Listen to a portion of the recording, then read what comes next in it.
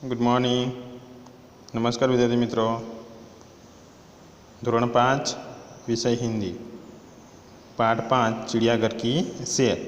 हमने अगले 2 वीडियो में चिड़ियाघर की सैर के बारे में समझौती दी।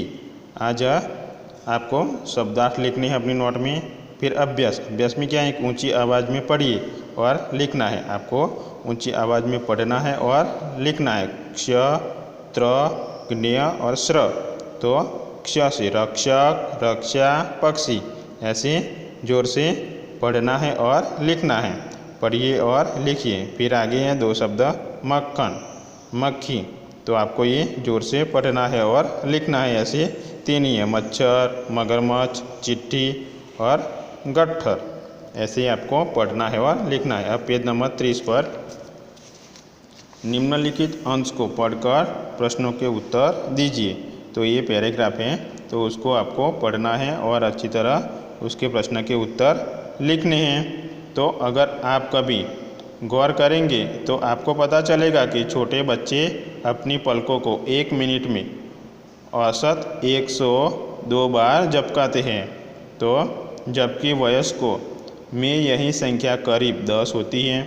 हमारे शरीर को एक वक्त का खाना पचाने या हजम करने में करीब 12 घंटे का समय लगता है।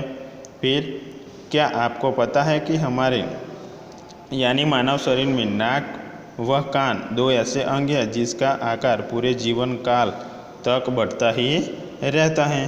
तो हमने ये पैराग्राफ की चर्चा की। अब आपको उसके उत्तर लिखने हैं। छोटे बच्चे और वयस्कों की पलकें झपकने में अंतर क्या है? तो छोटे बच्चों की पलकें 1 मिनट में 1-2 बार झपकती है, जबकि वयस्कों की पलकें 1 मिनट में करीब 10 बार झपकती है। वो अंतर आपको लिखना है। हमारे शरीर को कौन सा कार्य करने में 12 घंटे लगते हैं? तो हमारे शरीर को एक वक्त का खाना हजम करने में 12 घंटे लगते हैं। शरीर में ऐसे कौन से 2 अंग हैं जो पूरे जीवन काल तक बढ़ते रहते हैं? कौन से अंग हैं? तो नाक और कान, ये हमारे शरीर के 2 अंग हैं जो पूरे जीवन काल तक बढ़ते ही रहते हैं। फिर आगे स्वाध्याय, आपको चिड़ियाघर में जाकर क्या क्या नहीं करना चाहिए उसके बारे में प्रश्न 5 है। तो वो थोड़ा सा आपको चिड़ियाघर गए हैं तो लिख लेना याद है। तो फिर स्वाध्याय में तो प्रश्नों के उत्तर दीजिए। तो स्वाध्याय में प्रश्नों के उत्तर आपको अपनी नोट में अच्छी तरह लिखने हैं। चिड़ियाघर की सैर के लिए कौन कौन गए थे तो हमने चर्चा की थी। इस प्रकार आप अच्छी तरह लिख सकते हैं। चिड़ियाघर की सैर के लिए गीता और दादाजी गए थे। तो एक एक वाक्य के प्रश्न के उत्तर है, आप अपनी नोट में लिख लेना। फिर आगे यहाँ क्या है, उदाहरण के अनुसार रेखांकित शब्द की जगह उचित शब्द रखकर वाक्य पूरा कीजिए। तो यहाँ एक वाक्य बना हुआ है, पेड़ पर बंदर लटक रहा है। तो पेड़ पर बंदरियाँ लटक रही है। एक तरफ एक वचन है और ये दूसरी तरफ बहुवचन है। तो तालाब में हाथी नहा रहा है, तो तालाब में हथनी नहा रही है। तो रेगिस्तान में ऊँट दौड़ रहा है, तो रेगिस्तान में ऊँटनी दौड़ रही है, ऊँटनी। फिर जंगल में मोर नी नाच रही है, तो जंगल में मोर नाच रहा है। पिंजरे में शेर दहाड़ रहा है, तो पिंजरे में शेरनी दहाड़ रही है। ऐसे आपको अपने नोट में अच्छी तरह लिखना है। एक वचन और बहुवचन है।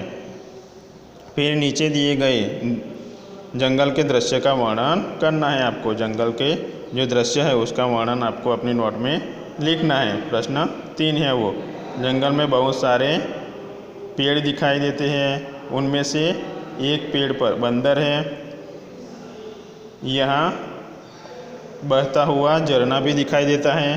फिर आगे उसके एक किनारे लंबी गर्दन वाला जिराफ भी दिखाई देता है और दूसरे किनारे हाथी भी खड़ा है। शेर पत्थर के नीचे छुपकर बैठा है।